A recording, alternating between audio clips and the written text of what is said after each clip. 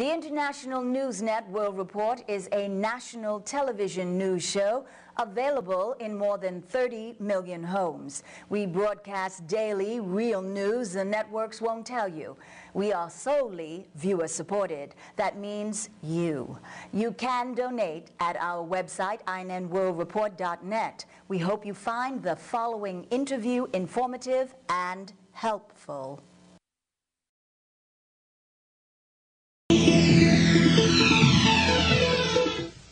The two remaining Democratic candidates in the primaries, Barack Obama and Hillary Clinton, are in a dead heat. Delegates and superdelegates are evenly divided. Every delegate will count. So anomalies within the election system, miscounted votes, the electronic voting machine ate my vote, and a lot of other things we've been covering for the past year are going to come into play. We'd like to see what happened in this past Super Tuesday.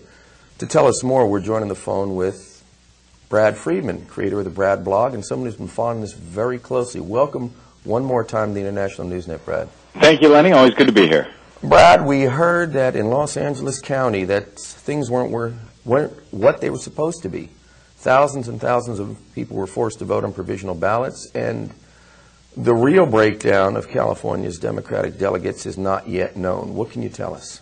Well, indeed, a larger problem, and it's hard to do triage on this issue at this point, but perhaps a larger problem is with the voters who are registered as nonpartisan voters, sometimes called declined-to-state voters out here, who attempted to vote in the Democratic primary, which was an open primary. This was in last Super Tuesday's election.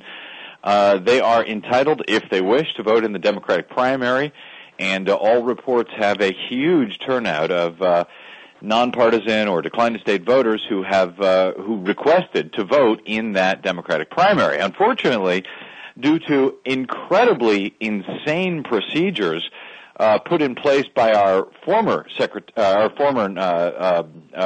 registrar clerk out here in L.A. County, where I happen to live, the former registrar clerk, Connie McCormick, put in an insane procedure that essentially requires that you be given a nonpartisan ballot, vote on it in the Democratic booth, but specifically, you've got to check a bubble, an extra bubble, on that ballot to specify that this should be counted as part of the Democratic primary.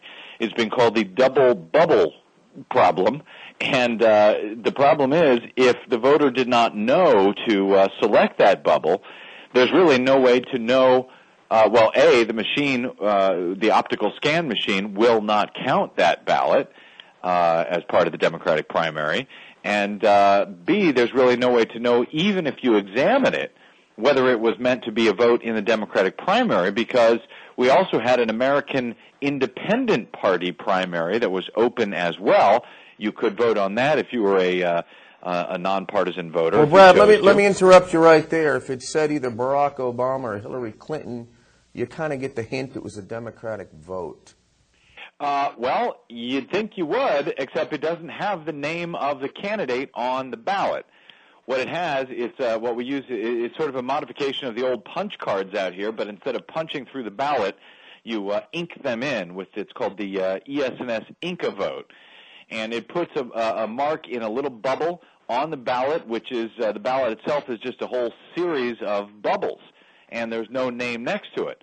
So the American Independent Party and the Democratic Party were both assigned the same set of bubbles for their respective candidates, and the only way to tell if a ballot was meant to be a vote in the Democratic primary or the American Independent primary was if you checked the other bubble, specifying whether this should be a Democratic vote or an American Independent vote. Now, we've got some 750,000 such nonpartisan declined-to-state voters here in Los Angeles County alone.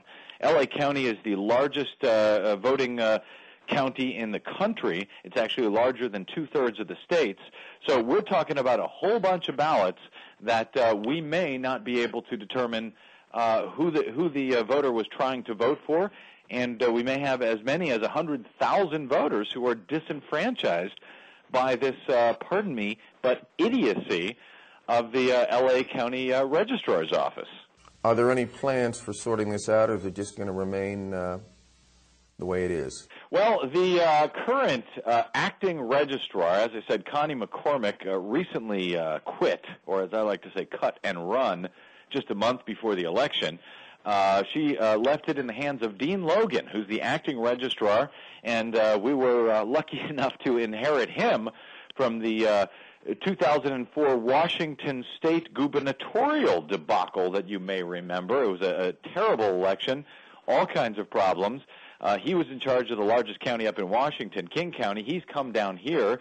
He's now running the show, and he says after the first couple of days telling everyone that this was perfectly clear and that the voters should have no problem with it, now he's admitting, okay, well, maybe we do have a problem, and we're going to examine the ballots by hand, figure out what, if anything, can be done, and then seek legal counsel to figure out if they're allowed to somehow get some of those votes at least counted.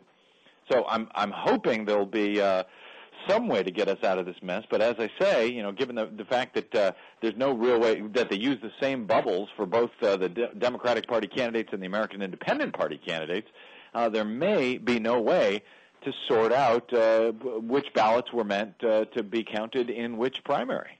Do you believe that there was a gremlin back in the machinery there somewhere? Was this could this possibly have been planned to be this way, or do you believe it was just a little bit of Democratic stupidity? But this has been done now for the last couple of election cycles. I believe it was implemented by Connie McCormick. We've had all kinds of